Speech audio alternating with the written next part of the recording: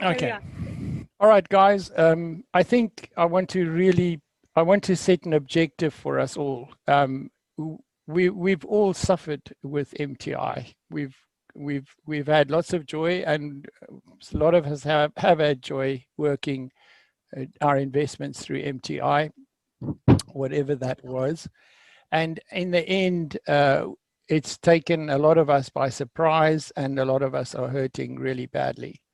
I mean, I heard one of the saddest stories I possibly could have heard this morning of somebody who suffered through MTI, and I, I, I, I think that's the truth across the whole world at the moment. And we've got to understand as well, we are not dealing with a South African incident.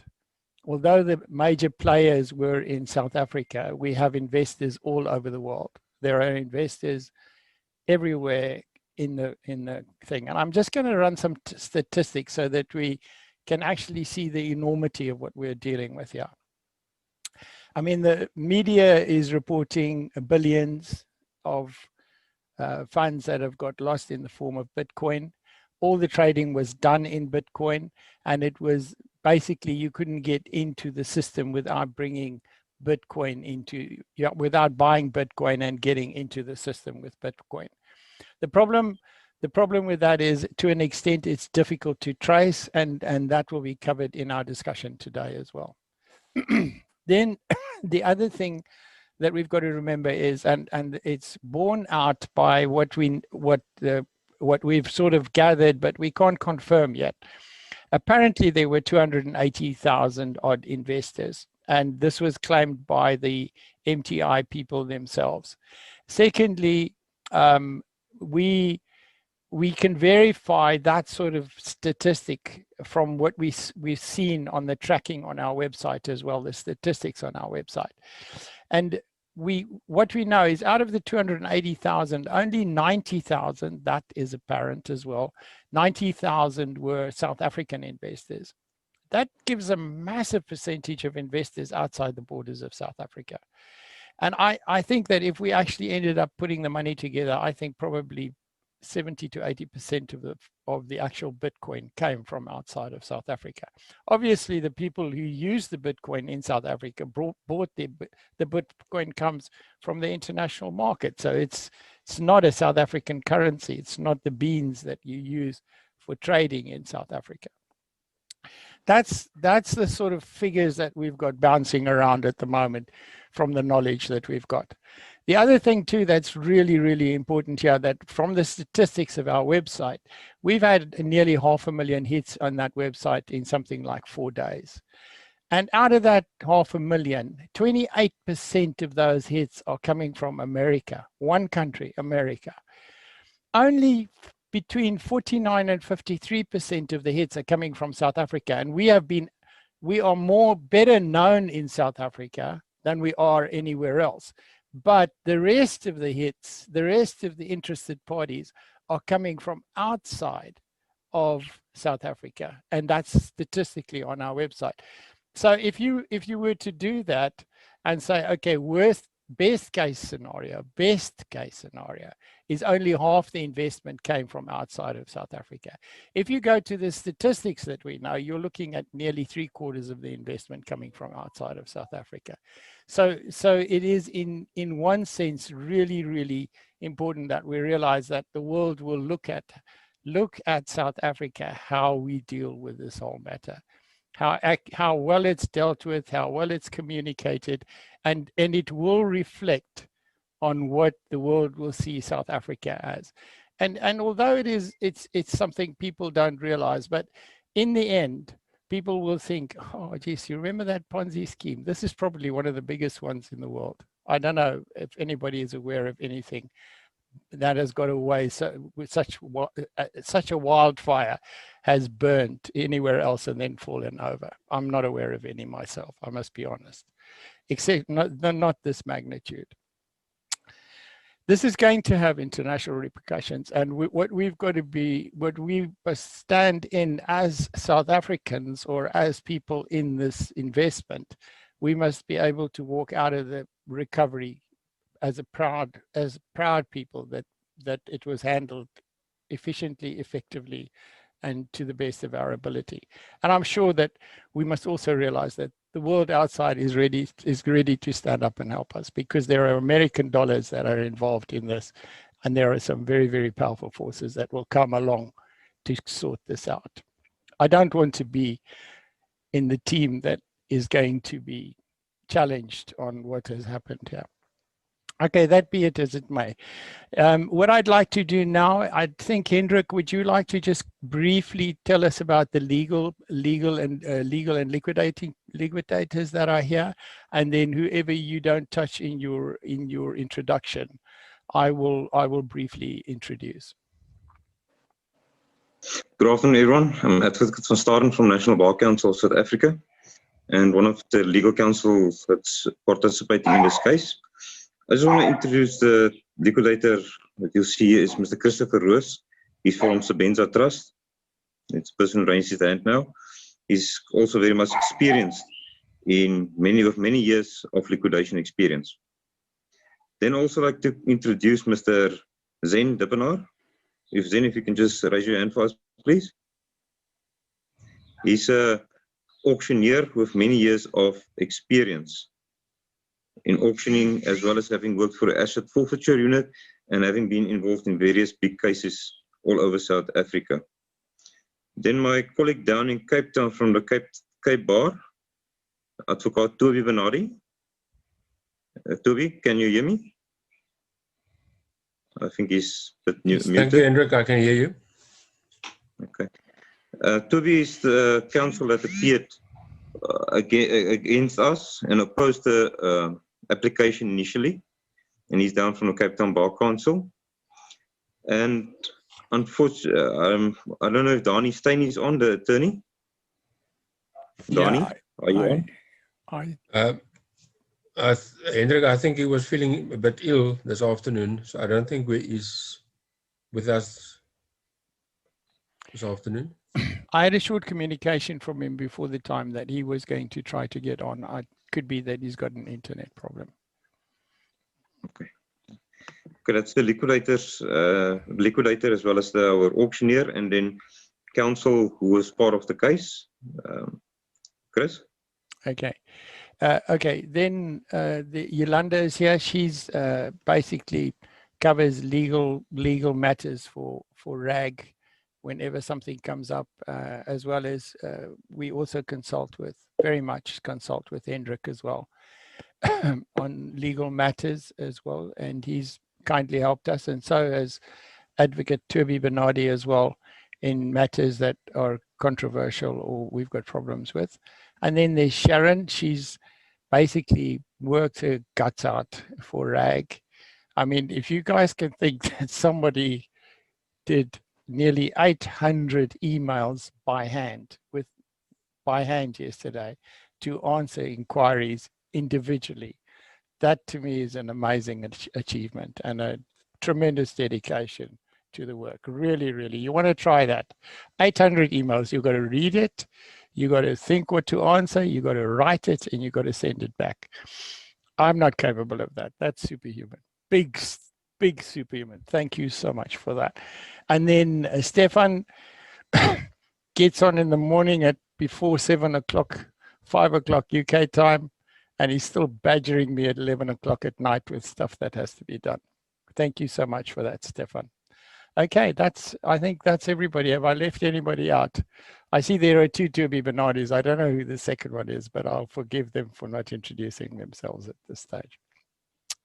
Okay, so what I would like to do now is I would like to ask Advocate Toby Bernardi if he can also just put on his, if it's possible for him to give us a face as well. If he could give us just a little bit of background about the legal position with specific thoughts from the investor's side. In other words, this has happened, this is where you stand, this is why you don't have to pay anybody any money at the moment. This is why if you go to the liquidator and you send him his form, things will happen. And you can check with the liquidator, you'll be able to communicate with the liquidators as long as you choose the right liquidator. So if I'm going to hand over to Toby Bernardi. Thank you, Chris. I think the first thing that must now happen, the provisional liquidation order was granted yesterday, and I just want to correct Hendrik. It was never our intention to oppose. We merely wanted the opportunity to consider whether, or the investors that I represent, wanted to consider whether liquidation would be their best option. The matter was postponed for that reason only. Having said that, the order was now granted on the instance of Hendrik's client, Mr. Lee. And the next thing that must now happen is for the liquidators to be appointed. I don't know whether the master's office is in a position to do that during the course of this week, and whether that would only be done on Monday next week. But and I don't think only one liquidator will be appointed. More than one person will be appointed, and I believe Mr. Ruiz is present with us, or is also part of this discussion this afternoon. So I know that some of the liquidators want Mr. Herman Bester appointed, and I think these people must now start working together in order to represent all the investors that forms part of this matter. But that's the first thing that must now happen. The liquidators must be appointed in order to get going with the administration of the company in liquidation.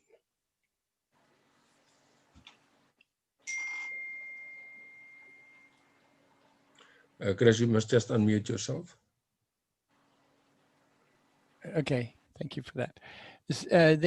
So I think the next thing is just to understand the process. If we could just have a clear understanding of the process. And should I ask Zen to answer that for us, what the process is now of the appointment of the liquidator? And I think also if you can just focus in on what the investor or the potential investor must do to be able to do his to be part of that reclaim, what has to happen there. So I'll pass over to you, Zen, if you can just recap that for us. I agree with Advocate Bernardi. The most important thing to take control of the assets and the estate now is to get a provisional liquidator appointed. As long as we pull that out or that does not happen, no answers will be forthcoming. So it is vital that the Master of the High Court appoint somebody ASAP. I believe because of administrative constraints that will only happen on Monday. We must realize there's a lot of liquidators in the run for this, and there will be a heap of papers and trees arriving at the Master's office in Cape Town. So that's going to be difficult for them to sort those papers by liquidator and look at values and numbers. So how the process works at the Master's office, as I've explained already, they will separate all the liquidators' nomination or requisition forms, and then they will sift through them and make sure that there's no duplications. One investor cannot submit a requisition form for two requisition forms for two liquidators. It will cancel each other out. So with other words, you can only fill in one requisition form for a liquidator. You cannot duplicate that to another liquidator. That will cancel each other out. So that is the first constraint that the Master will have, looking at that aspect, that duplication of requisitions. Then they have to count up all the values of these requisitions and also establish the numbers that were submitted to each liquidator and then look at it. But I think the Master in this case will apply its mind, because according to me, and I've been involved in some of the big pyramid schemes like Creon and those already, and I can mention between the agents and Creon, there was 12 liquidators appointed in that estate. I cannot see with a vast amount of investors here that the Master will not appoint more than maybe 4 or 5 liquidators here because of the workload that these liquidators will have. And that is to be seen. But at the end of the day, it is vital that this first step is taken. And once that is established, we can move ahead and then plan what we're going to do and see what the liquidator's plan of action is going to be in not winding up, and in finding information that can lead us to a better result at the moment on the provisional liquidation order. Okay, thank you, Zen. I think I'd like to ask Christopher Ruiz from Zabenza Trust, whether he can just give us a little bit of his thinking as to what will take place over the next time period as far as the actual process is concerned. In other words, what would the liquidator be doing? And there are questions here, like for instance, I submitted my application form in time and I put my name on it, and I appointed lazy liquidators and they didn't get in with the ball. What's going to happen to my application now? Am I still in the running, or have I lost my position as far as being a creditor is concerned? But we need to just address this from an investor's point of view, and then how that follow-on position will be. And I think what I would like to do, just when Christopher has finished, and maybe all the panelists, I'm going to ask the legal and the liquidation side panelists just to give us a very brief overview of what the possibility is of recovery. In other words, how they feel that recovery is going to go, and whether what their feeling is in their ability to be able to recover these assets, which are at the moment somewhere in cyberspace. So, Christopher, you can go from there. Thanks. Good afternoon, everybody, or morning, night. I'm Christopher Ruiz from Zabenza Trust. Just to start off, firstly, with regarding the forms that was submitted to liquidators. If the form is not completed correctly, the master will disregard it. Okay, so what a lot of the nominations we received, the people maybe put in US dollars and not in rand value. They put in the Bitcoin and say, I've got X percentage in Bitcoin. The master will not accept that nomination. It doesn't mean they're out of the process. It just means that preferred liquidator will not be appointed because that nomination is not valid. So it's very important that if they complete the claim form, that they clearly state this is the amount in dollars / in rand value, and they can put it on that way. It must be signed, and then everything is fine. What happens is, obviously, a lot of liquidators have already lodged the documents to the master's office. With the current COVID level and everything, you can lodge it electronically and also submit it to the master's office directly. In terms of that, like Mr. Van Dippenaar said, it will take some time for the master of the High Court, and there will be a panel that will sit on this and decide, okay, here's all the liquidations. We as liquidators must also complete a form that says we don't have any part of mirror trading. For example, if I had Bitcoin in mirror trading, I can't be a liquidator, part of the process. They must also indicate that the nominations that they received is true and correct. And just to make it easier and simpler for the master, they will then draft the document stating all the creditors that nominated them with the amount, and at the bottom of the end, it will show X amount of creditors and number and value. Like Mrs. Dippenaar also said, I think, in my opinion, there will be more than 3 liquidators appointed. So normally it's 2 based on value number. So value if I've got a support, let's say, of 50 million rand, and then number if I've got 100 nominations. The other one, they do appoint, like we said, discretionary appointments, and most probably they'll also look at the experience and all those kind of stuff, getting the right liquidators appointed. I just want to also elaborate on one thing. It's very important that the documents go in ASAP in terms of the nominations. But as Advocate Bernardi said, I don't also think the appointment is going to be made this week. So that at least gives the creditors or members, investors time still to complete the forms correctly and send it through. Okay. Thank you. Sorry, Chris, can I just budge in here quickly, please? Yes. I've been watching my screen on the top right, and I see the messages coming in. And you cannot believe how many people are asking, where can we find the forms?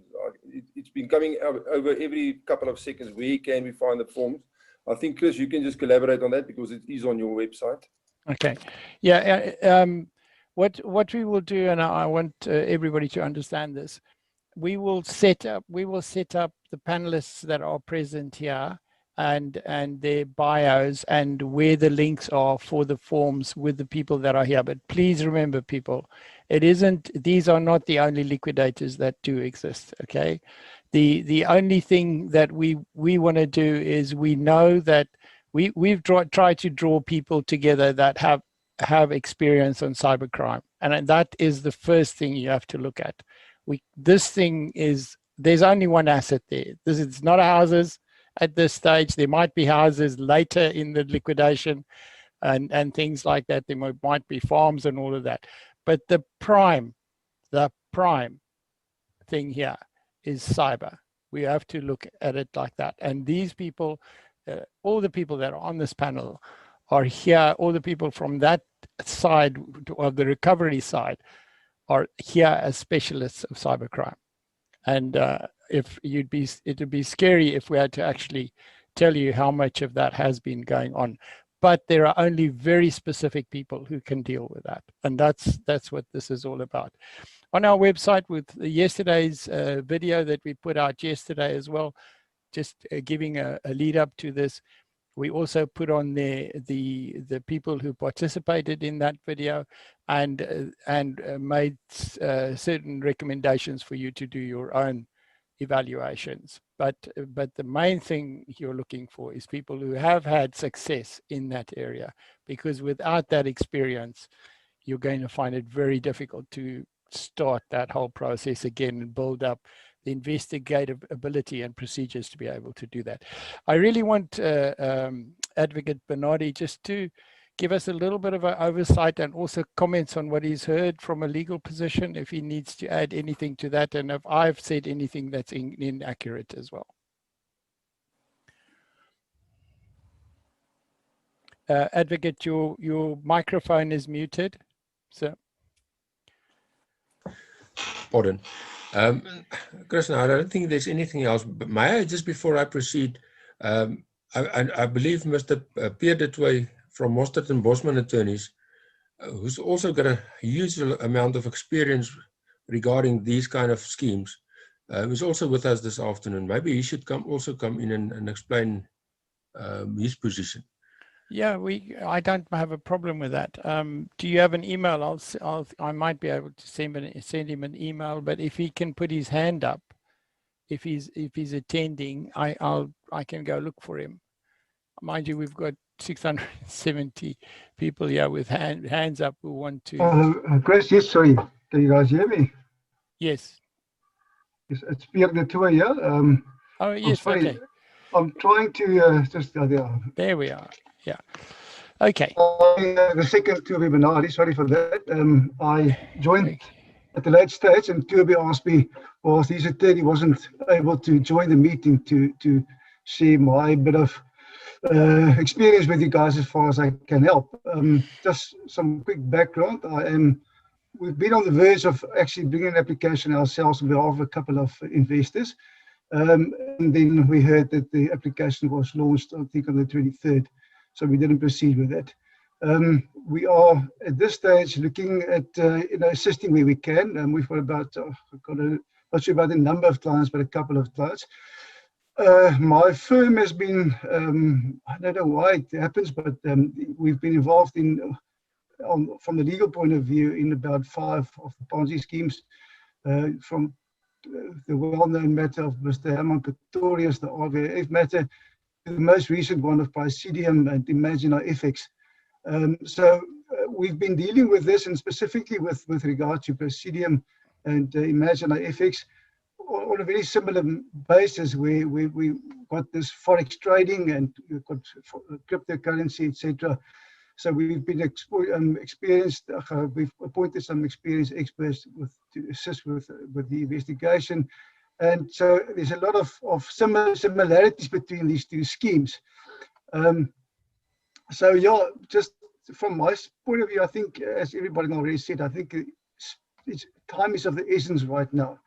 I think it's very important for once the liquidators have been appointed, it's important to keep in mind that they are only provisional liquidators. So they don't have the necessary powers to proceed with legal processes in order to freeze funds, to freeze assets, to freeze wallets, to start the recovery process. So the first thing that will happen from a legal point of view, I would submit, is that once you've got the appointment of a provisional liquidator, is that you must immediately proceed with an application to the High Court for the extension of the powers of the liquidators. So Christopher Roos will also be able to elaborate on that. But I think it's important to move very quickly, very swiftly with the Presidium and the Marginal FX matter. We also immediately proceeded with what we call an Anton-Pille application. It's typically, in layman's terms, a search and seizure kind of process from a civil point of view. I know the FSCA already did this in this matter. I think cooperation with the FSCA will be of paramount importance in this matter as well. I believe that they have indicated, and I've also got, we also have a good working relationship with them. Specifically, that was built on this matter of Presidium. I believe they are willing to share whatever they've done up until now, and they've done a lot of work, and a lot of the forensic work has already been done by them. So I think that will give the liquidators the opportunity to hit the ground running, because a lot of that work has already been done. So I think those two processes, extending powers of the liquidator and immediately touching base with the FSCA, and not to redo work that's already been done. It will also obviously save time, and a lot of costs will be saved by that.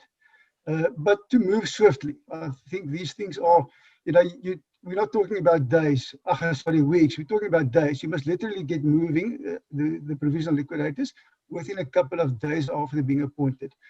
Okay. That is from a practical point of view, and from my experience, I think very, very important that one should keep in mind that whoever gets appointed must, they must know that time is of the essence. You can't sit around and wait.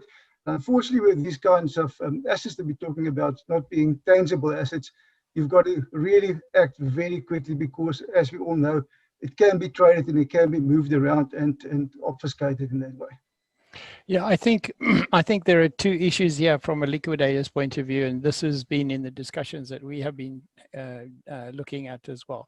This is a massive administration task in the background that needs to be set up, and I would quite honestly say that right at this stage, I mean the number of people that we've been dealing with over the last 4 days has been absolutely boggling. But that's one of the main problems, is the administrative process is actually as well involved in looking after the investors and the investors' interest. At the same time, you don't want your liquidator trying to do that and then also trying to do all the follow-up work on the other side. And you need to, it's almost as if within that process, you have to separate the two. I have a real feeling for this. And we as RAG have been inundated with people who are just completely destitute as a result of this, and we must realize, and that must be our whipping thing. It's one of these, we must become Catholics. We must go and sit on the floor and whip ourselves into action here, because there are a lot of people who are in serious trouble as a result of what's happened here. People who've sold farms and put up all sorts of things. And we've got to think of take a sympathetic position as far as that is concerned. And for that reason, we have to be very responsible in how we act as far as this is concerned. We cannot make a mistake here, because it will ripple across not only South Africa, it will ripple across the world. And already I've had a report of a suicide as a result of this. And we are getting people who are talking about that. That is really, really sad. And these guys are just sitting out there. We're inviting them. We're inviting the MTI management. Come to the table, guys. Come and explain. I want to tell the MTI, all of the MTI management people, my forum is open. If you phone me tonight at 2 o'clock and you say you want to do a video conference, I will put you on air and you can explain. I have no problem at all. I'm not afraid to talk to you. I'm not afraid to talk to you, but I want you to come and explain to the people that have put your trust in it. And there are a lot of, I want to tell that to the MTI as well. There are a lot of people out there who say, Chris, this is a friend of mine. Ek het saam met hom gebraai. Johan sal dit nooit doen aan my mense nie. Hy sal dit nie doen nie. Johan, I don't know what's happened to you. I don't know if somebody's forced you to do this. I don't know whether you might have been kidnapped. I don't know. Nobody knows. We don't know. We don't have the truth. But if you can talk to us, reach out and talk to us. Let's find a way to resolve this. That's the way I would look at this. Okay, can I just ask? I'd like to just ask Zen to cover what the last visitor, sir. I haven't got your name. What was your name, sir, so that I can make sure that we put you on the bio? Mr. Toby Bernardi too. Your microphone. Mr. Pierre de Toy. Pierre de Toy. And I presume you will send me your information so we can put you on the bio. Is that correct? Chris, I don't have your email address, but I suppose I can get it. Let me give my email address to everybody. My email address is Chris, CHRIS, at gvw.io.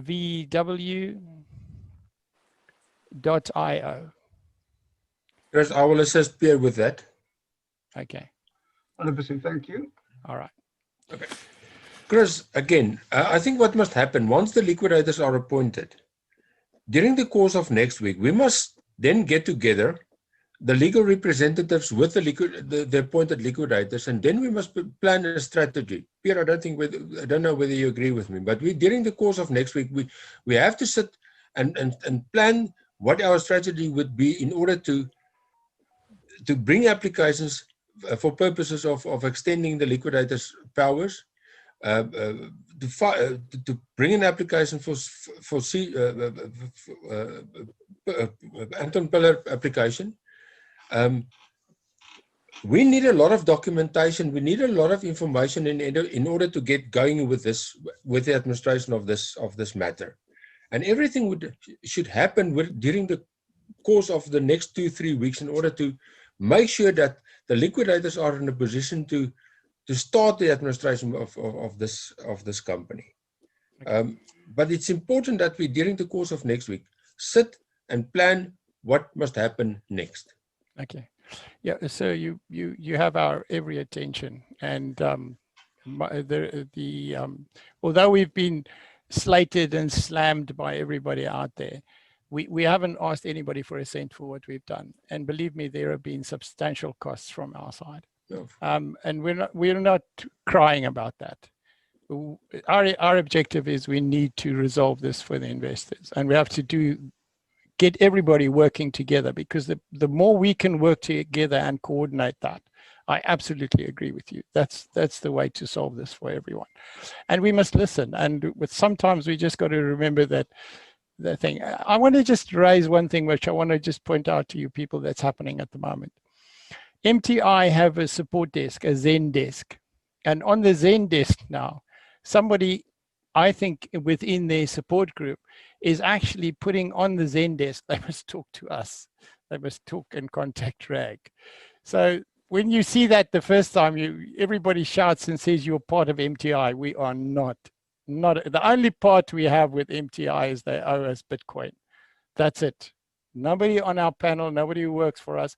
We might have a troll in there or two, but nobody who works with us is working in the interests of MTI. We only have one objective, and we can be held to account for that, and that's the investor. We've got to look after the investors. And we've got to give the investors hope, because if we can work with the liquidators and work with the solicitors, nobody needs to take out any more money at this stage of the game. I do say we do have operating costs, but we'll deal with that later. Right now, we've got to just get this ship moving. That's our objective. Can I, Zen, are you okay with what was said by Pierre so are you your advocate, Pierre de Toy? Is that right, sir? No, he's an attorney. Attorney, okay. Solicitor. Yeah, Chris, sorry, yeah, it's Pierre de Toy, an attorney at Cape Town. Attorney, okay. Sorry, guys. Mastered and Bosman attorneys. Attorney. Sorry. Yeah, I think what Pierre said is absolutely important. We'll have to hit the offices as soon as the liquidator is appointed in Randburg, down in Cape Town as well. See what documentation is available to us. Get it down to the people, have a look at it, and then also, like he said, Pierre is 100% right, act as swiftly as possible. that wallets and that Bitcoin is lying out there somewhere. We have to trace it, find it. I think some people already put some Bitcoin wallet watchers on them. So all this information will have to be shared with all these stakeholders. And like Pierre and Advocate Bernardi says, that is the way to go. We must act as soon as that. There's no time to waste. Can I ask that somebody speak to the master of the court? And can we not do this electronically on the premise that people fill in? We can create a form on our website, and we can ask people to fill in. I know it's not procedure, but this case is not procedure. Fill in and nominate the liquidators on a form on our website, and we can just make that database available to the court. That is so much more effective and efficient. Master's not geared for that. No, I agree with the Zen. The master will have to look at all those requisitions. I have a good relationship with the master's office in Cape Town, so I can assist as far as possible in order to get that done.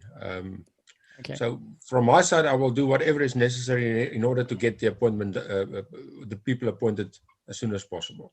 Okay, so can I just perhaps come in there? Sorry, guys. From my experience, what I do know from the master's office is that with matters where you've got thousands of creators,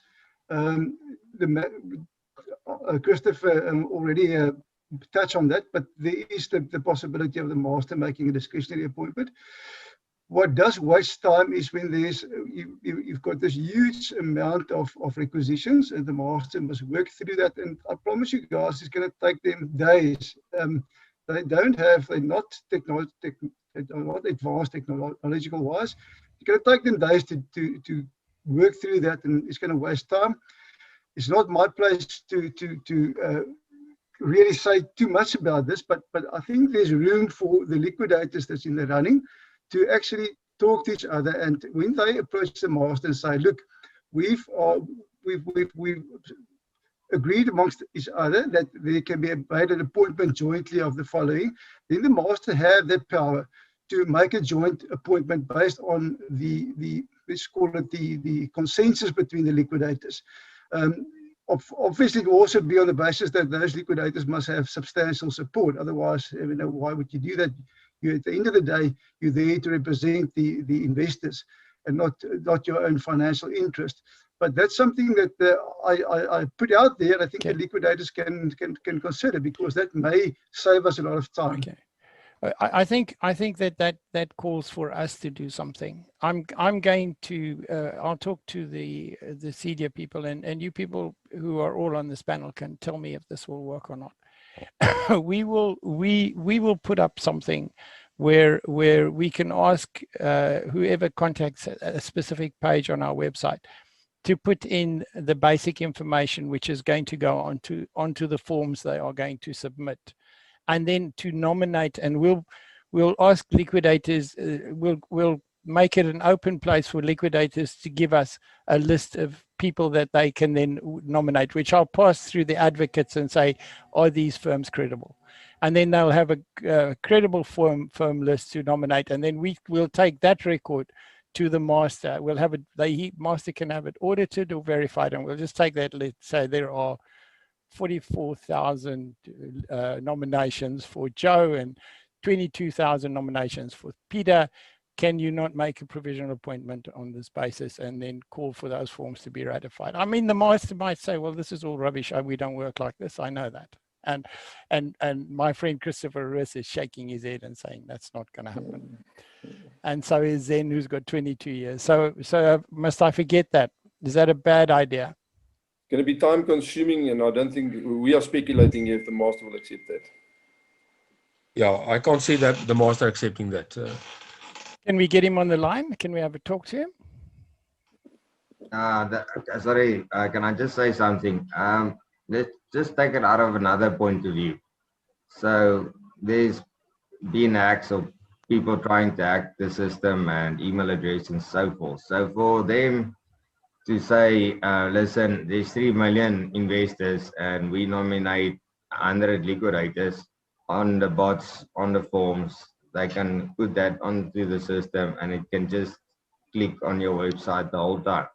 and then you've got that problem. So there's no verification to say, but is this person? So at the end of the day, the people must complete the form. That's unfortunately how our Insolvency Act works, and the masters, their rules and regulations is there.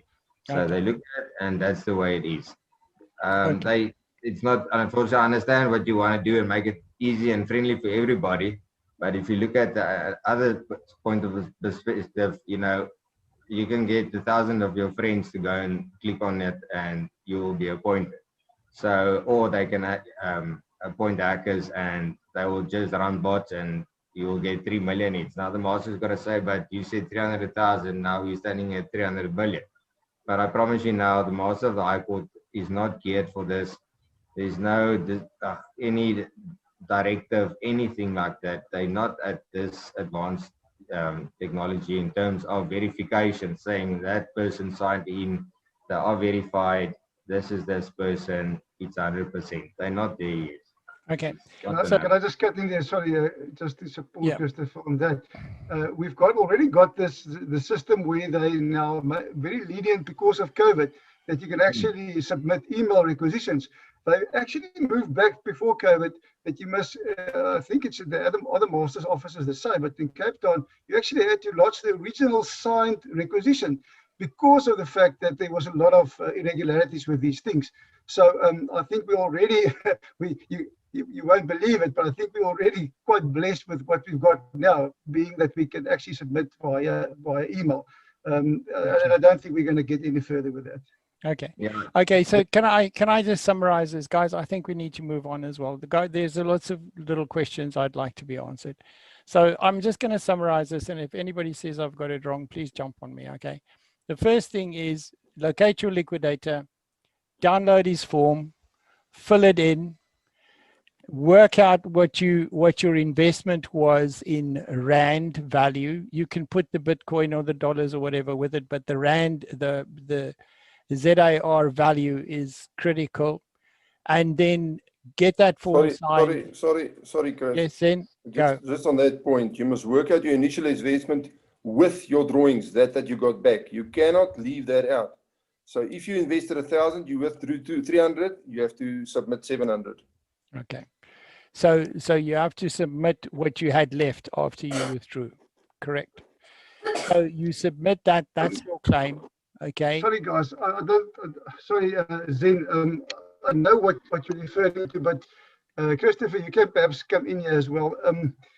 With the other matters that we had, it's difficult at this stage to say, although we all believe it's a Ponzi scheme, and I think all the evidence are there, but there hasn't been any court finding that it is a Ponzi scheme. My experience with all the other matters is that you get the people to actually submit their claims based on what is shown to be owed to them by MTI at the date of the granting of the provisional liquidation order. And then only later on, when you get to the first and second meetings of creditors where you actually need to prove your claim, then the liquidator will be in a position to say, no, right, we've now investigated this and we now can confirm this is a Ponzi scheme. So the normal rule is that you can only prove a claim for that outstanding capital. So that's where Zen comes in.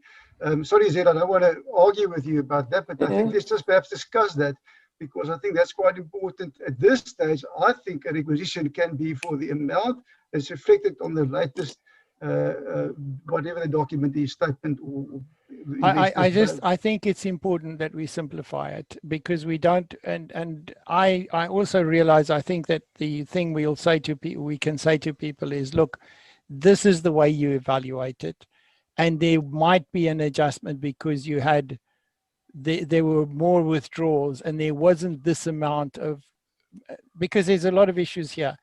The actual Bitcoin has grown by percentages, and that growth can be paid out and you can still be left at the same level. So there's lots of issues around this.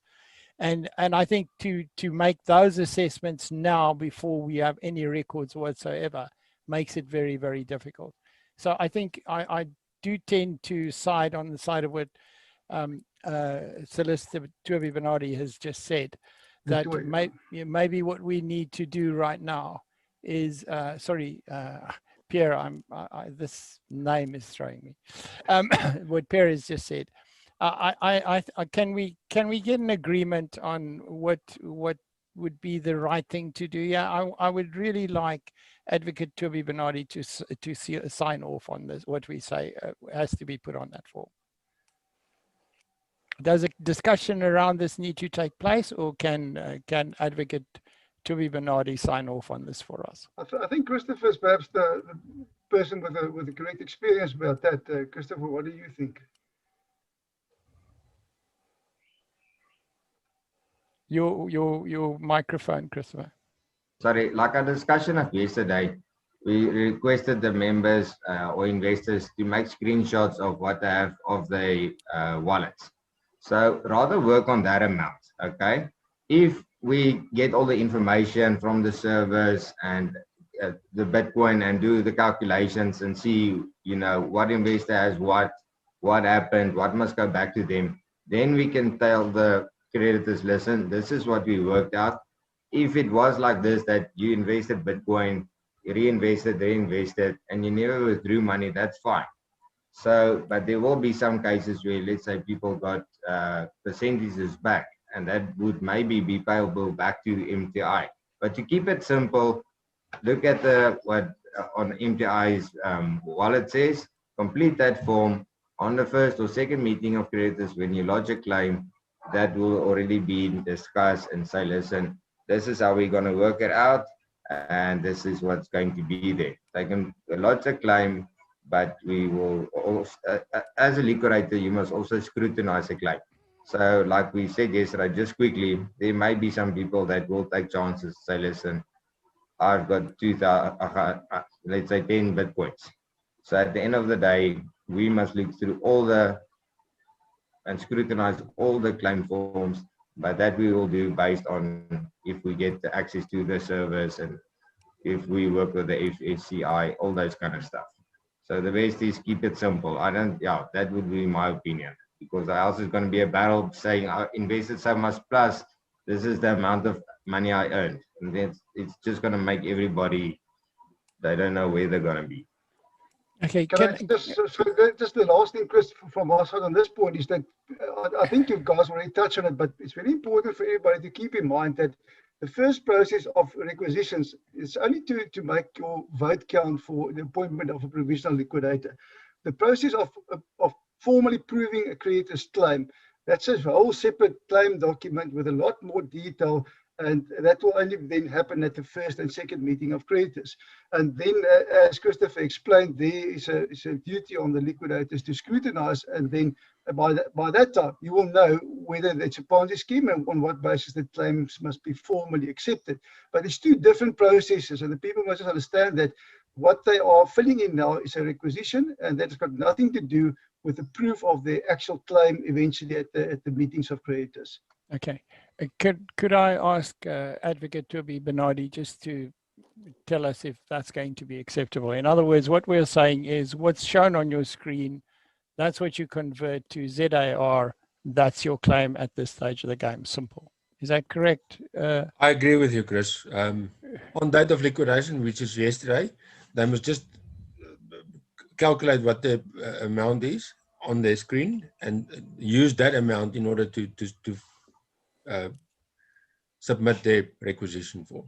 Okay, so they submit their requisition form, they nominate their liquidator, and Preferred liquidator. Their preferred liquidator, and they scan that form by scanner or phone, decent phone image, and then they email that off to the preferred liquidator's address, who will be very honest when he goes to court and will not be representing people that are not on there. Now, I'd like to understand that the master is going to end up with, let's say, 250,000 forms with 20 liquidators, and he's going to sit there and do a vote count. That's what you're all saying to me. Yeah, indeed. Okay. We have a system of amount or a number of requisitions and amount of requisitions. So the master will use that in order to determine who the liquidators are that will be appointed. And apart from that, he's going to take every form he takes and take the email address on it, and then go through the other 250,000 to see it's not duplicated, and then put that aside as a valid one. He's going to do that 250,000 times by hand. Supposed to do it. They're supposed to do it. Unfortunately, we have to scrutinize every one of these requisitions in order to make sure that the right people are appointed. So. Gentlemen, I'll believe it when I see it. Yeah, well, unfortunately, this is the system that is currently. I'm not criticizing. I think he just needs to make 3 piles and decide those are the biggest piles. Let's get on with it. That's my attitude at this stage of the game. That can be assisted if the liquidators work together. I honestly believe that. Okay. All right. Okay. Now let's talk about coordinating the liquidators. This will be really interesting. What if we said to Zen, okay, Zen, you'll be our coordinator, or I'll be the coordinator of the liquidators. And we'll see if we can get 3 liquidators to stand up, if we can all agree that these 3 liquidators have the most case at the moment, and they're going to stand up and go to court and tell the master, look, we've agreed, we've had 15 liquidators, we are going to need everybody's help to get this sorted out. But these are going to be the 3 main guys who will put the structure together to make this thing happen. And then the master says, okay, how many do you represent? Okay, that looks good. Let's get on with it. Is that possible? Look, yeah, I think, Toby, you want to say? Sorry, Zen, with all due respect to you, I think it should be the legal representatives that must do that in order to come to an agreement regarding to who the liquidators must be. I know that there are certain names of people that are in the loop for this. I don't want to express an opinion about certain people, but yeah, it's important for the legal representatives to sit down and try and come to an agreement regarding who the appointment, who the liquidators must be. So. Okay. All right. I saw. Zen, do you agree with me, Zen? Oh, look, that is one way of looking at it, but I think the master will have the final say in this at the end of the day. And once that appointment has been made, those representing or nominated liquidators that the master do appoint will have to get into a meeting ASAP within that same day still to discuss the way forward. They will have to agree who's going to perform what tasks in this matter, and maybe divide the work up and appoint the right teams and the cyber guys. But it's like we've heard on this discussion the whole day so far is time is of the essence. And once that appointment is made, there's no time to wait for somebody to get to a meeting. It will have to happen the same day that the appointment is made. Okay. Okay, so I think basically we've done that. I still want to go back to the last question, and I'm going to ask each person just to give us a reply here. And obviously the people who are coming from the investment side aren't qualified to make this assessment. So I'm going to start with Christopher. I'm going to put him on the podium first. What are the chances of recovering this? And just as an estimate, look, no one's going to hold you to this, but we need to sort of get some sort of feel of where we're going to go. Are we going to get 500 Bitcoin back, or will we possibly get 60 or 70%, or there is absolutely no chance we're going to get nothing back? Chris, if I might come in here, and with respect, Christopher, I don't think it's possible to say what will be recovered at this stage. I think there's a lot of information needed. There's a lot of work that must be done during the course of the next few weeks in order to find out what is the possibilities. So I don't think it's possible for Christopher to, and I'm saying it with the greatest of respect, Chris. Yeah, no, true. At this moment in time to say what will be recovered, what must be done. Yeah. Okay, but Advocate Bernardi, you must realize that every single person who's involved in this wants some sort of indication. Are we flogging a dead horse here? Should we all go and find a tree to hang ourselves, or what should we be doing? How should we look at this? Well, let's get going with the administration. Let's start the process in order to assist the liquidators in doing the job. As Pierre explained earlier, we must bring that application in order to extend the powers of the provisional liquidators. The provisional liquidators are merely appointed in order to take charge of the business for now, and they don't have any more powers until the first meeting of creditors or until an application is brought before court in terms of which their powers are extended. Okay. And that must happen also during the course of next week if possible. Okay. All right. So from what I've heard in private discussions, I will say that there is going to be a recovery here. We don't know what it is, and we all know, every single one of us sitting here, is if the MTI guys walk in here tomorrow and want to rejuvenate their company and they can prove they have the assets to do it, none of us would stand in their way because we'd all get paid. Is that correct? Yeah, well, we all hope for that. No, but we can invite them to do that, isn't it? We can say to them, hey guys, we know you're all stand-up people, all of you, because I've heard such good stuff about Johan Steinberg. I mean, I think the one farmer I spoke to would have hit me with an axe if he'd been close enough to me, because he was really disappointed. He wasn't disappointed. He was still saying, well, Johan, we'll pitch up. Don't worry, he's having problems. And I really do hope that this hasn't come about because something has happened to Johan. I really do. I don't wish him bad at all, to be honest. Chris, can I just add there? I think one thing one should also keep in mind is that one can also have a very, very urgent inquiry. The Companies Act, the old Companies Act, provides in terms of section 417 and 418 of the Companies Act to convene an inquiry basically within days, shortly after you have extended the powers of the provisional liquidators. Now, I know that's not going to help with Mr. Steinberg, but it will help with the rest of the management and agents.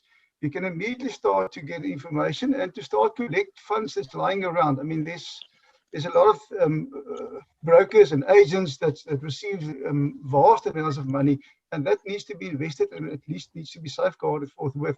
But we've got that process. You don't need to wait for a court date in 2 or 3 years down the line. You've got this process whereby you can convene in section 418 inquiry before a commissioner.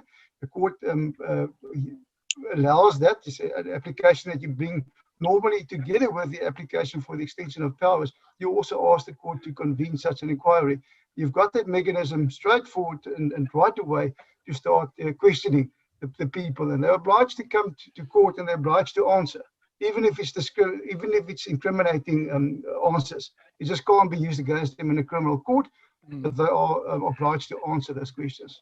Yeah, we did cover some of this in our discussion yesterday as well, Pierre. There was quite a bit of discussion about this as well yesterday. Can I just want to jump in here. For the 417 to proceed, we need to subpoena those people, and that's why it's very urgent that we get the liquidators appointed, because these people might start running, and that's where the answers are, with these people sitting in the top structure of MTI. So we need to get them subpoenaed. If we don't get them subpoenaed, we can't get them to court. And that is why I think our legal representatives are jumping on it, that we have to move so quickly to get the subpoenas out to appear on the 417. That's very important. If they start running, we're really in trouble. So download your form, fill it in, and email it to the right person. And if you can't, walk it to him, but get it there. Yes? Okay. All right, guys.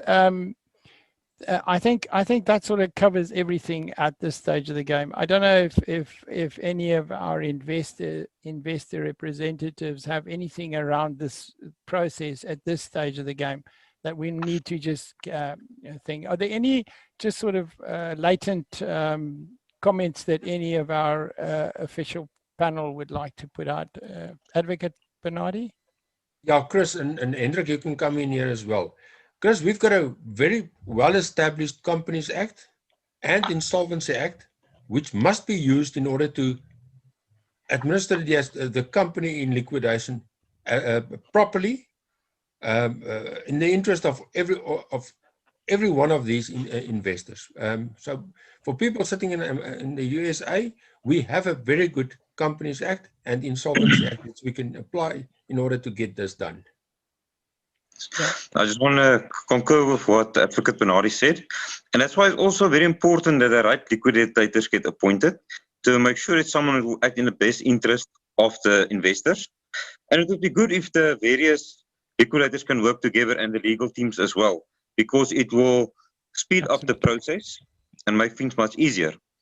I also just want to, there's a lot of people asking, is the Bitcoin still safe? I can assure that me and my colleague, Advocate Vaughan Victor, there is wallet watchers put on the main wallets. So if any of the Bitcoin is transferred out of that wallet, we will be able to trace it. So it's not like Bitcoin is untraceable. We can trace it and recover it. Because many of these platforms like Luno is like a bank, but it's just having a digital currency. So it's not something you tangibly take. It is quite a new field in the South African legal fraternity, but there is some of us who do have experience in it. Unfortunately, my colleague Advocate Vaughan Victor could not be here. He specializes in cybercrime, and we worked together on free Ponzi schemes before, and he's got Ponzi schemes, I've got Ponzi schemes that we are investigating. And we are getting funds back, especially when it comes to cryptocurrencies, something which is not widely done, or haven't been widely done up till recently.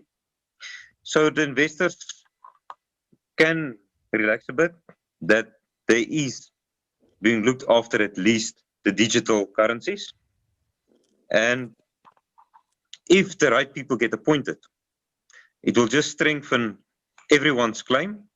And that's why it's important to go and please check the backgrounds of the liquidators you appoint, that it is a person who hasn't got a blackened name or doesn't have any court cases against him or any judges who will embarrass that person for not telling the truth to creditors, but to be someone who's got a clean track record, have done Ponzi schemes, has exposure to cryptocurrencies, and to ensure that they can work together with other people as a team. Because it's very important. And I said yesterday to Advocate Bernardi as well, it doesn't help lawyers and legal representatives now start fighting each other. We must all work together in the best interest of all the investors. Yeah, I think there's another point here which the investors need to understand, or that I would say to the investors. At this stage of the game, the game is on. It started. You don't need to go running to or need to pay extra money for solicitors to check anything or anything like that. I see Zen shaking his head there, so I'm going to ask him as an expert to say this. The game is on. It's now in the hands of the liquidators and their legal representatives to get on with it. At the moment they are appointed. Obviously, that's our next step.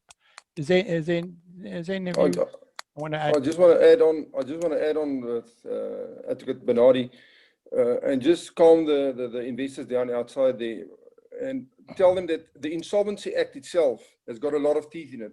There's a lot of mechanisms in there that the liquidator can use, that it gives him a lot of teeth to investigate and to act. And in the act itself, there's things like the 69.3 Caesar, where we don't even do the ore altum partem rule. These people don't even know we're coming. They don't get a chance to even say something in a court. We just go and we attach. And also with the Rule 19s, we go and attach preservation orders in this. So there's a lot of teeth sitting in the Insolvency Act that the liquidator's got to his in his war chest that he can use. So the investors, just calm down. We're going to get these guys appointed, and once they're appointed, they will pull that war chest out. And the Insolvency Act is a dangerous act. It is, and I think Pierre can collaborate on that as well. Pierre, would you like to have a comment? Add a comment there. Yeah. Take the sword out, Pierre. Take the sword out. Yeah, look, guys. I mean, I'm not going to sit here and tell you what you want to hear. I need to tell you what you need to hear. And the fact of the matter is that as we still sit here, we are faced with a situation where we will have to go and find the Bitcoin, find the fund, find the assets, and bring it back. But I think it's important to know that time is absolutely of the essence. You know, I think the process up until now, I couldn't believe it while I was watching this thing unfold, that the liquidation application wasn't brought earlier, that the people were so, you know, but I can understand it from a psychological point of view. You want to believe, you need to have some belief, and you need hope.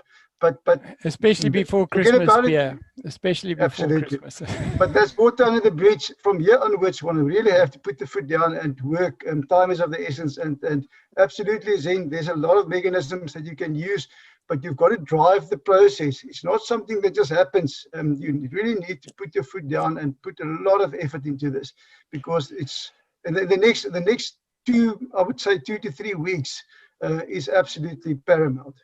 Okay. All right. I'm just going to ask, you guys have all had quite a, Christopher has been sitting very quietly there. Have you got anything you'd like to add at this stage, Christopher? And then I'm going to throw this open to our investors. I want to hear, Stefan has been sitting there quietly. He's got a question or two. And I think we must just answer some of the basic questions. Guys, I'm going to wrap this up in 15 minutes time. I think we've all heard it. And I do want to say to people at this stage, go and watch yesterday's video as well. There's a lot of good information there, and there's a really, really good interview in there with Vaughan Victor as well, Advocate Vaughan Victor, because he's an absolute specialist in cybercrime. He knows his job. He's been part of lots of groups recovering, and he's worked very, very closely with Christopher and a lot of the panelists that we've got here today. Every one of them know that Farmer Brown is very respected out there. You don't want to mix with Farmer Brown. That's dangerous. Christopher, you have a last word here, and then we'll throw it open to the panel. Okay. Like I said yesterday, it's very important also, doesn't matter who's the liquidator, to also put on a platform integrated with your system, so that all the investors, members knows what's going on, and, you know, keep them up to date with everything. Like I said yesterday, some of the stuff we can't talk about. Maybe it's court applications or insolvency inquiries, stuff like that. But the liquidators will keep everybody up to date with what's going on. And I think it's very important that is there for the interest of the investors, knowing what's going on and the way forward. And it's very, very important to get the correct liquidators on that can work together, because you don't want liquidators that fight with each other. That just prolongs the situation. We need a team of experts, especially Advocate Vaughan Victor, cybercrime, Advocate Hendrik van Staden, all the other learned advocates and colleagues here. They know exactly what's going on, what to do, just to get the liquidators appointed. And I promise you, the liquidators will go for everything. Okay. Thank you, Christopher. Okay. Stefan, would you like to open the questions here quickly?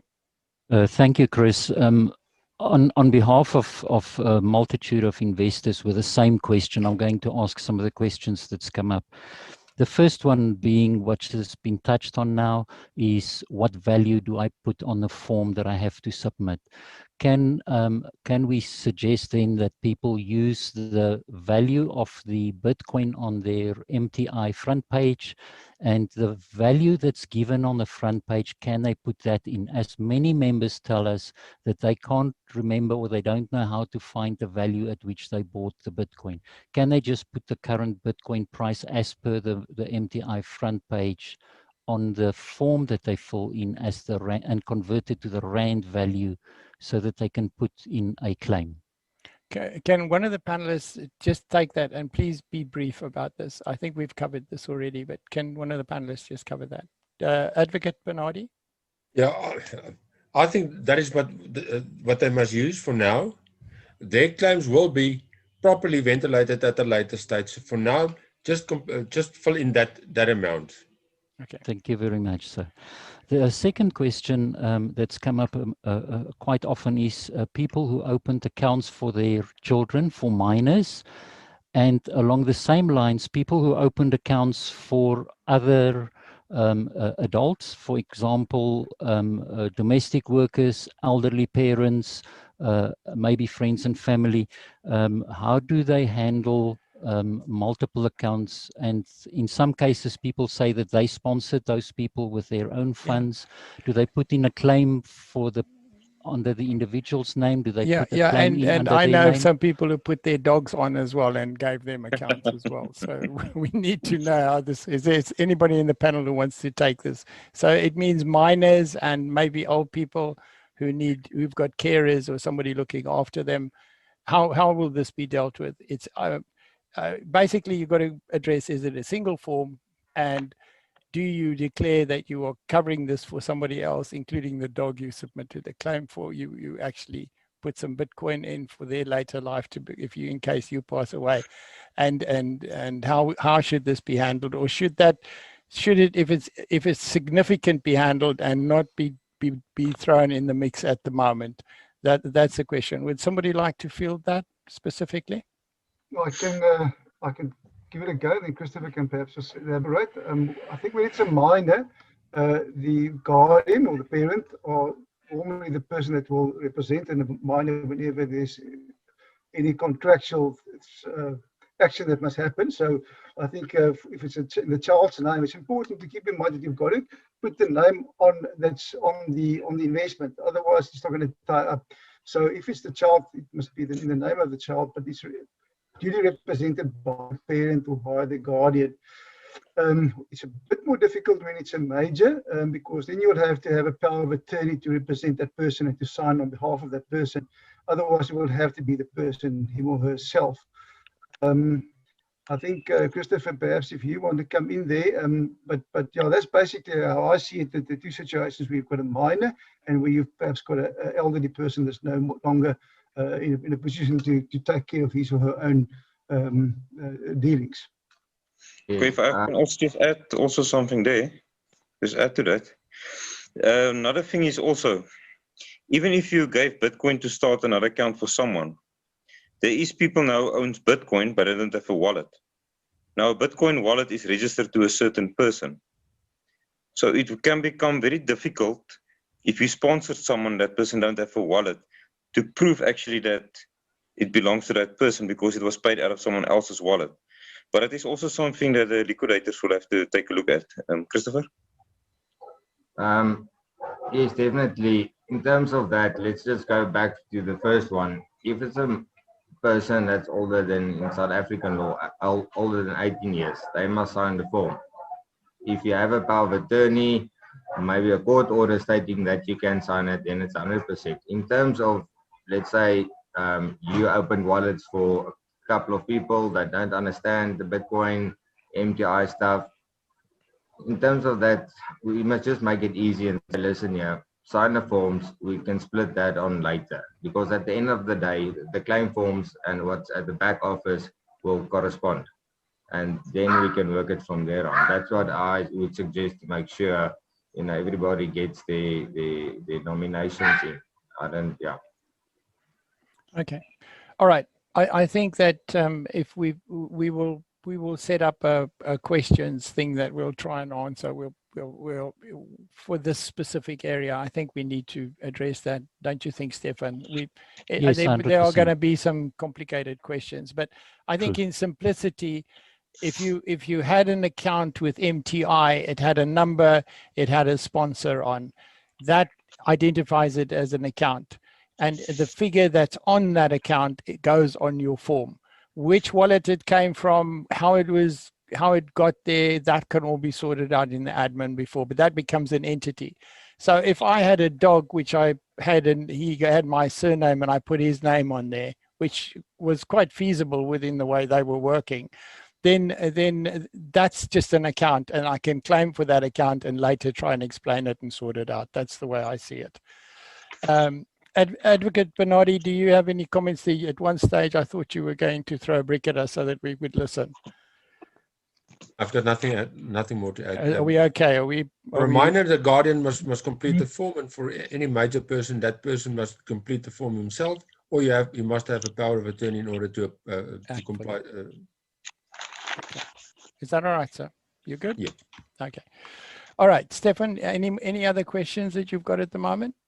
I think most of the questions have been covered. Thank you very much. Okay. Sharon, you're on you introduced us so nicely at the beginning. I was quite surprised.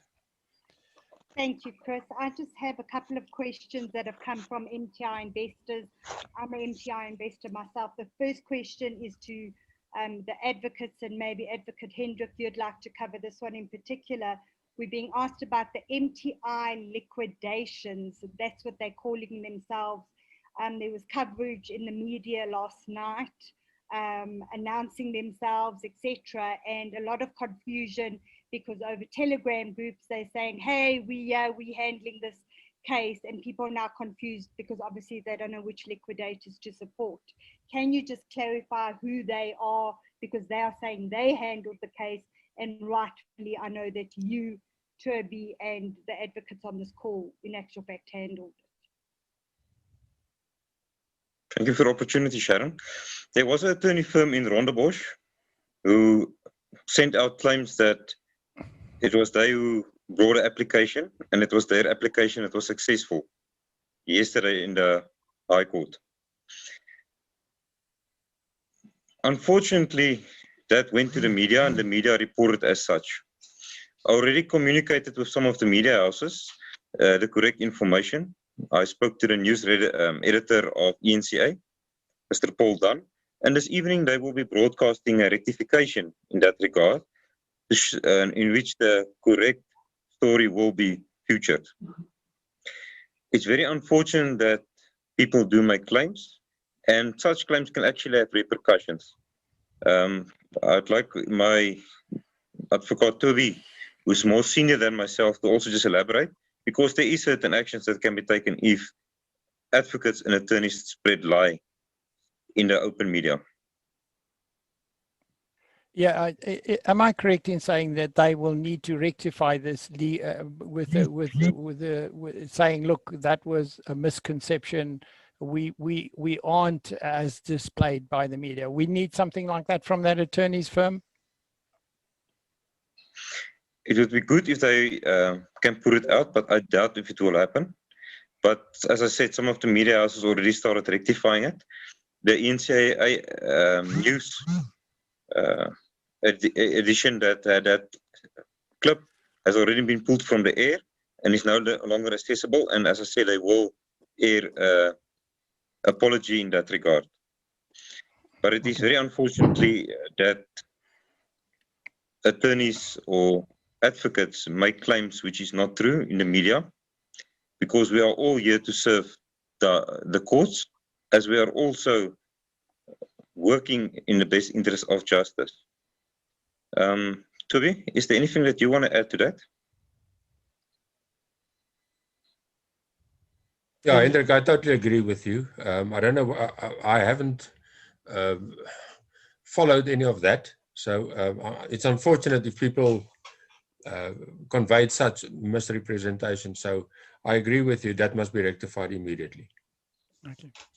Thank you for that, Advocate Hendrik and Advocate Toby. My next question would come from one of the MTI investors on this call. Should we each open a fraud case against MTI, Johan Steinbach, Sherry Marks, and Clayton Marks?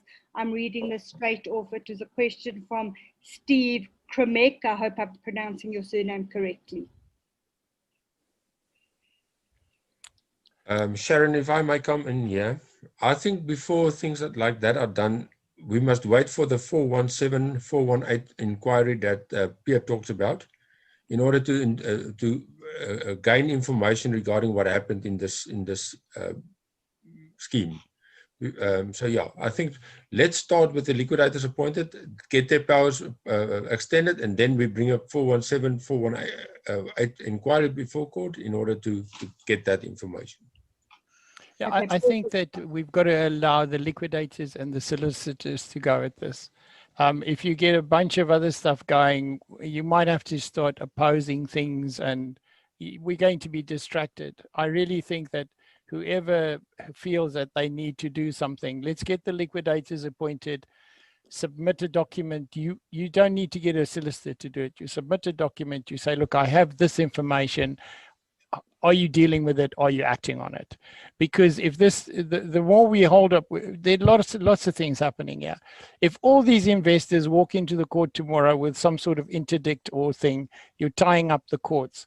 The liquidators are being stopped from doing their work. You're tying up the solicitors that are involved. And I will go back to what we had to do as RAG initially when we heard there was this request for the provisional insolvency. We wrote a letter to the court only because at that stage we still didn't know what was going on and what was the best for the investors. And after we'd had the time and the solicitors that were involved in the action at the time actually said, okay, let's talk to the investors so that we can get everybody. They were the people who initiated that discussion with us. Although there was a representation from us, it actually was, okay, we hear you, we'll talk to you, we'll delay it so we've got time to talk to you. And you know, the beauty about that is those people that weekend spent the weekend talking to us so that we could know what was going on. And that's amazing. Okay, and then we could go back and we could say, right, this does make sense. This is what we should be doing. And then we supported them and they went from there and they put the thing through. That's the sort of work we need to be able to do.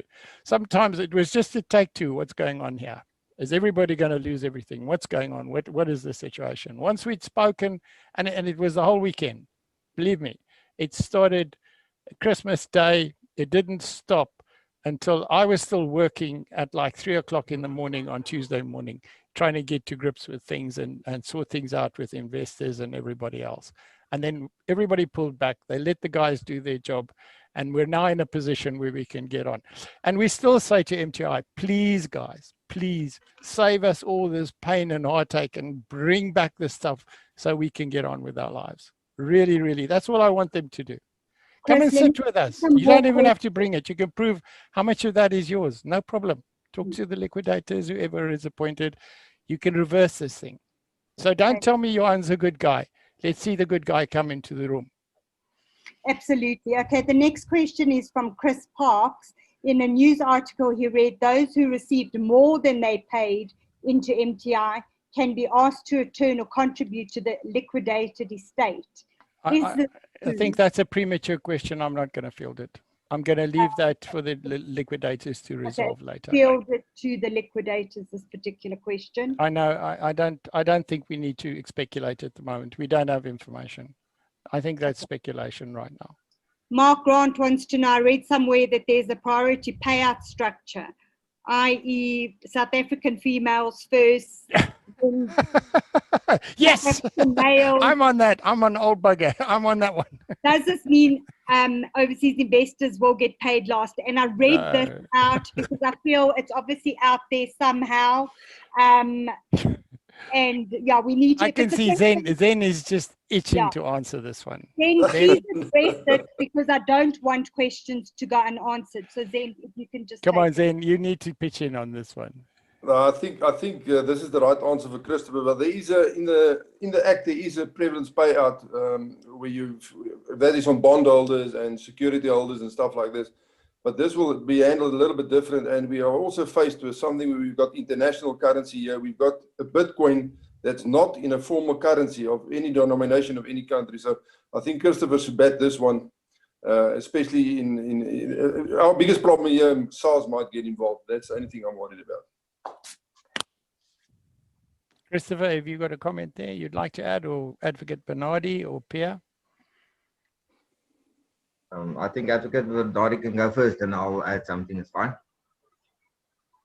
Yeah, well, it's not correct that women will be paid first and all the elderly people second. And there's a preference, a system of preference in terms of which preferent creditors will get paid, and we're talking about people with security that supports their claim, and thereafter concurrent creditors are paid. But I regard all of the investors in this instance, I believe, to be concurrent creditors, Christopher. Okay, thank you so much for answering that and clearing that up. Many people are asking where is the form available. It is available on our website at www.getacquid.com. We will also post it on the RAG Telegram group. So please make sure you're all on the RAG Telegram group. We have a lot of people internationally, and when I say international, I'm talking outside of South Africa, purely because I'm based in South Africa. This applies for you as well. If you're in Nigeria, if you're in the UK, if you're in New Zealand, it is irrelevant. You still go to that website, you still look at the liquidators, you still select a liquidator, for example, whoever, www.whoever, liquidators, experts, select them, fill out the form, get it done. So it doesn't matter where in the world you are, RAG is this international global representation for MTI investors worldwide. So as long as you all know that, and I'm having that question from Portugal right now, it includes across the board, it doesn't matter where you are. Get the form, fill it out, and get it back emailed to that address that's on the website. We'll also post it on our Telegram group after this meeting.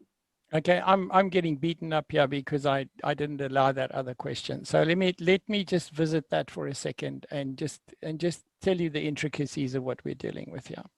First of all, I believe that in the 2 years that this Bitcoin has been in trade, am I right? 2 years, more or less? Is that more or less what we've got on this transaction? Stefan, do you want to unmute yourself? I think you wanted to say something. No, it's just short of 2 years. Yeah, but it's more or less. Okay, a little bit Yeah. short of 2 years. During that time period, I think the growth has probably been, what, 40%? Isn't it been more than that? What's the growth been during that period of time? Of been the massive. Bitcoin, of Yeah. the Bitcoin growth is well over 200%. Okay, so that's your first problem, okay? So what has to happen here? Somebody might have put in 1 Bitcoin at the beginning, right? And right now it's 200%. So he's actually got 3 Bitcoin at this stage. And he might have been paid 1.5 Bitcoin during the period of time. So there is a whole intricacy of things that surround this thing, and it needs to go through the liquidators.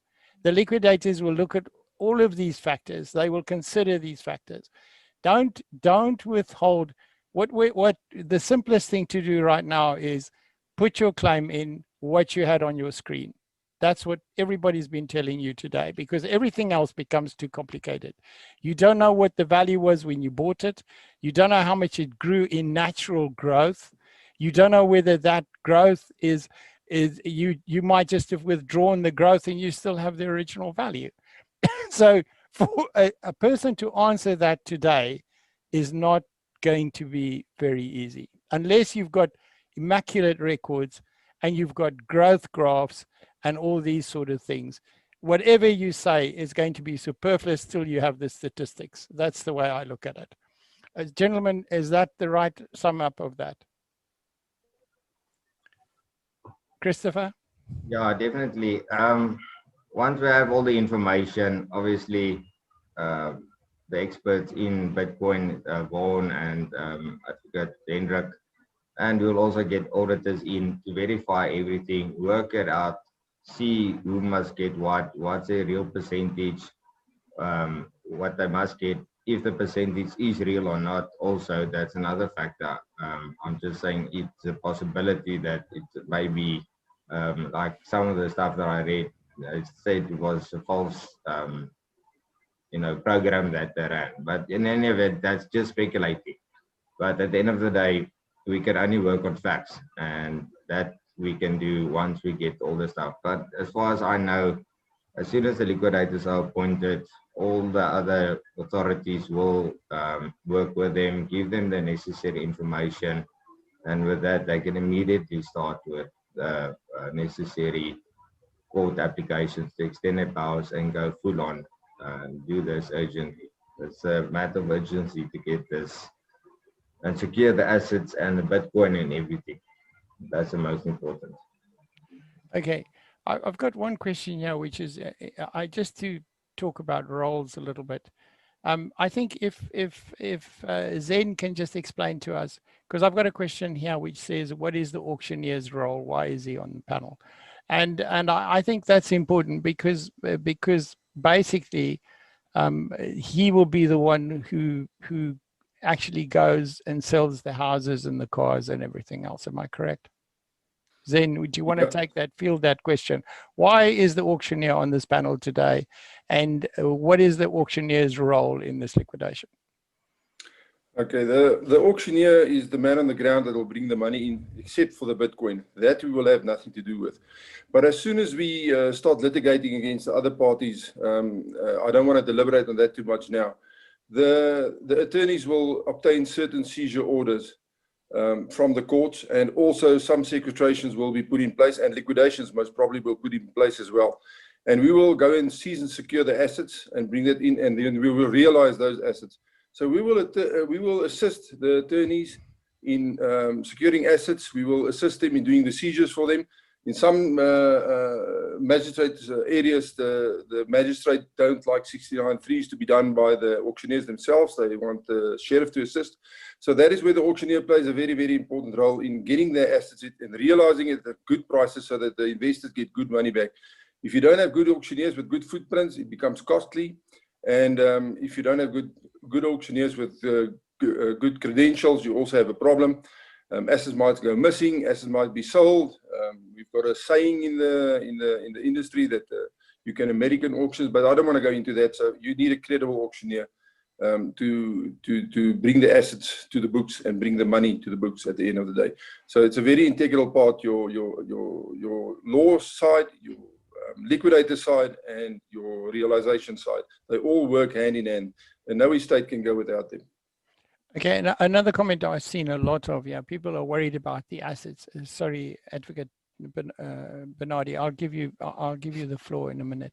A lot of things that I'm seeing here is people are worried about the assets within MTI, and basically it's chairs, tables, and computers, and that's not where the assets are. Well, I don't think that that is just the door. MTI is the door. Open the door and then look at what happened. And then once you know where everything's gone, that gives the liquidator the right to go after it.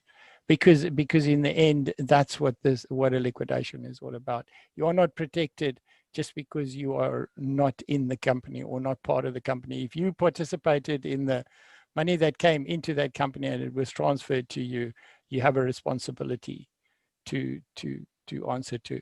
Is there, Advocate Bernardi, would you like to, you wanted to make a comment there. I'm sorry, sir, I didn't catch it in time.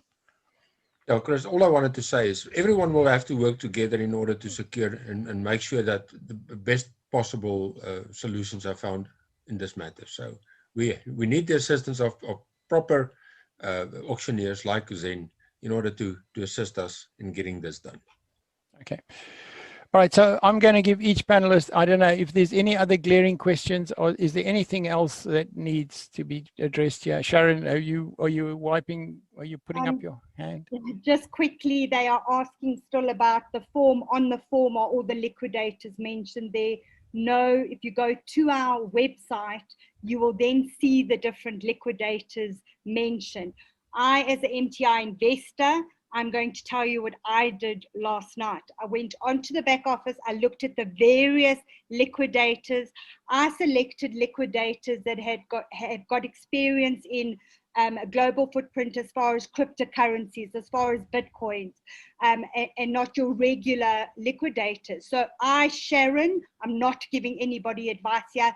I cannot give anybody advice here. I went straight down, completed my form, chose liquidation experts because that's what I believe. It might not be what you believe. Completed the form and sent it forward. So you need to go onto the website to look at all the liquidators, select who you want, print out that form of who you want to be the liquidators, complete it and forward it.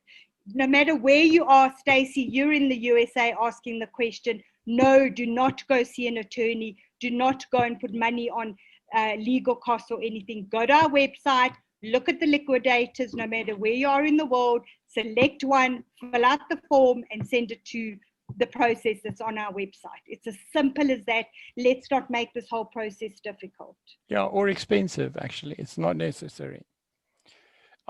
Is there anything else, Sharon, from what you've seen amongst the questions? No, just I know there's a lot of questions that haven't been answered. We're trying to, this was not a Q&A, it was really an information session. If you have a burning question, I've left my email address there. Please send me the email.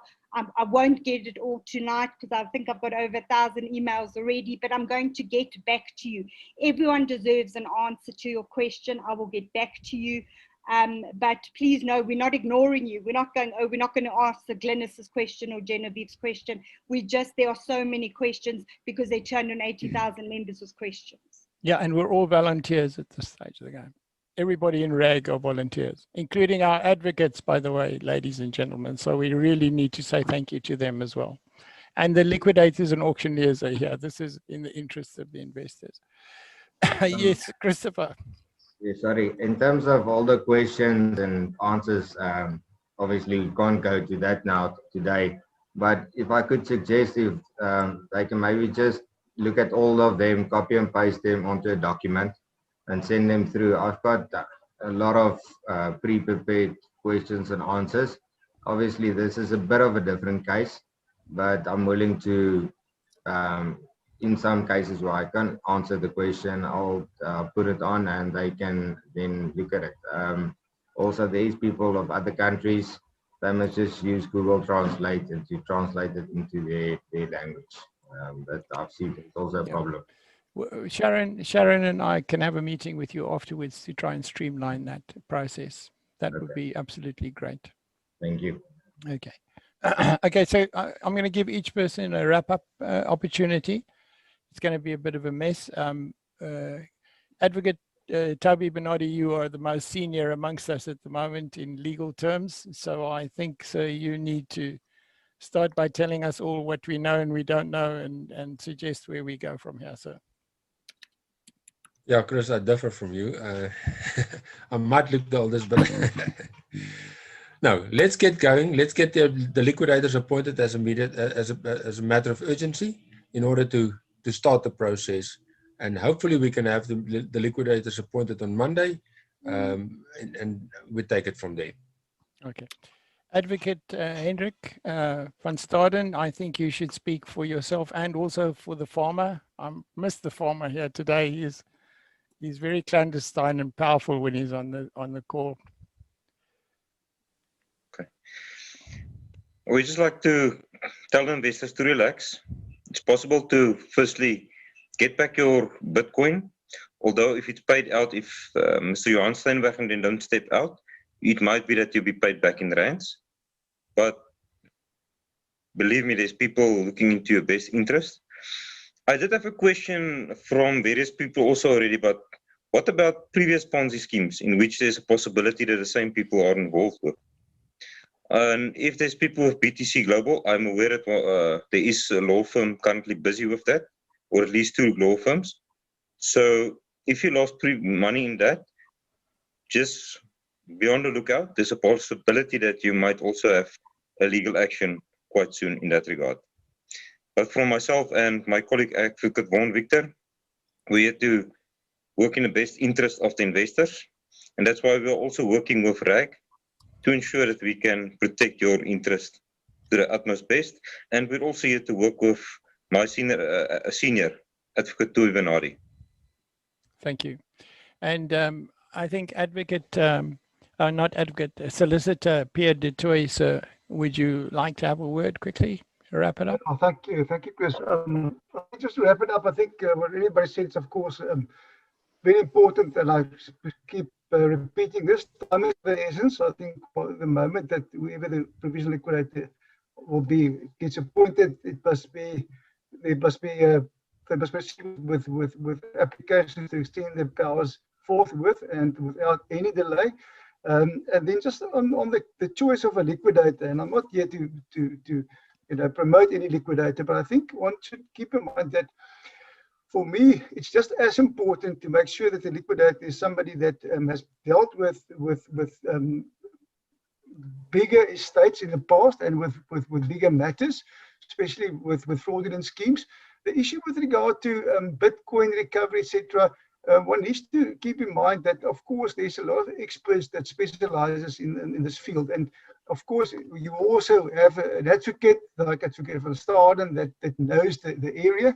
But we all rely on the experts that you appoint to assist you with this process.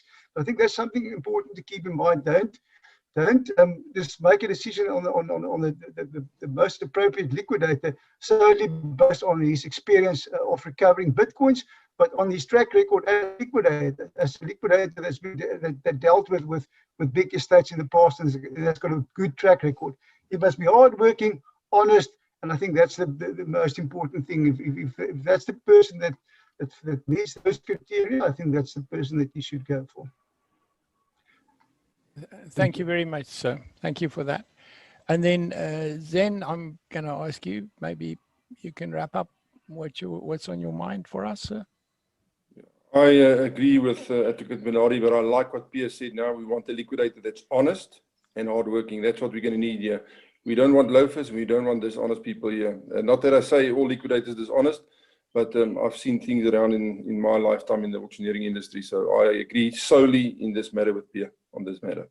Okay. I'm going to ask Yolanda. She's been very quiet at this stage. Yolanda does a lot of background legal work for us in RAG as well, and has been checking up on organizational structures. And one of the things that we need to be thinking about is if we go forward as RAG, what we are going to do and what our legal standing is. But that will also be discussed with the solicitors and the liquidators at a later stage, whether we still will have a role once this whole thing is going or not. Yolanda, would you like to say a word? Yes, but it's not really in relation to that. There's a lot of questions that has been posted on where to find the forms, and that the Get a Quid website is not that clear. I believe it is under summary of what to do on Get a Quid. There are links to the forms, as well as it answers a lot of your questions about the currency and how to appoint the liquidator, all of that. But I think we'll just make the links to the form itself more clear so that you can easily find that. That is basically what I would want to contribute. Thank you. Stefan, would you like to have a word? Chris, thank you. I've tried to keep up with the questions being asked, and what I suggest we do is that we answer it on the website. We add it to the already questions on the website, and that we post it there. Many of the questions asked overlaps with what's already been discussed. So I would like to encourage people to go to the website to find more information. Yeah, we'll update our FAQs as well. We need to do that. So over the next 24 hours or so, we will look at what are the most pressing questions, start to answer them, and then subsequently any other questions. And we're going to work in conjunction with Christopher as well. He's offered to help us out as well to answer some questions. So we'll get him to pitch in there. Christopher, would you like to say a word in wrapping up? Yeah, firstly, to the RAG group, thank you for everything. You've done a very well job doing everything in your powers to assist all the investors and members. To the learned advocates and attorneys, thank you for attending this meeting. Great advice to the investors also. And to the investors, yeah, just give us time. We'll work for you. That's how we must look after your best interest. And that's our main objective, is to do that and do the necessary legal work that we are empowered to do and what we are looking forward to do. Thank you. Sharon, and the woman always has the last word, my girl. Love it. Please, can we just ask all the members to please take screenshots of their back office? If the MTI back office for some reason crashes, gets taken down, anything happens, please make sure you have taken photographs or videos of your back office, so there's proof in 2 months or 2 years' time, however long this process is going to take, that you had $100 worth of Bitcoin lying there, or 5 Bitcoin, or whatever the case is. So please make sure that you all log in today, tomorrow, tonight, whenever, but do it ASAP. I encourage everyone to do that. And just thanks to the panelists for today. Guys, I really want to thank you. I think that it was brilliant. It was a brilliant meeting today. And last word, we will get this video up on YouTube. It might take a little bit of time because it's a long video. It might need to be a bit edited, some of the initial cut when we opened up. But we'll get this video on YouTube, and we will, in the meantime, I'm calling for the bios from each of the people who were present here today, just a short bio, so that we can put your links on there. We'll get the bios onto a page. We'll create the page, get the bios on there while the video is being prepared for being loaded up. So everybody can go and say, well, who was Chris Creel, or who was Yolanda, or who was Christopher Ruiz, or who was Advocate Tony Bernardi. Just a short bio from each person, and we'll put that in the actual page with the information that's necessary from this thing. And Solicitor Pierre, thank you for joining us. It was unexpected but kind. Thank you, sir. Thank you everybody. Only a pleasure. And Advocate Bernardi, thank you so much for your support, sir. We really, really do appreciate it. You've walked a long way with us so far. Thank you so much. Okay. Thank you, Chris, and thank you to everyone. Thank you, guys. All right, we're signing off now. Good night, guys. Thank you very much.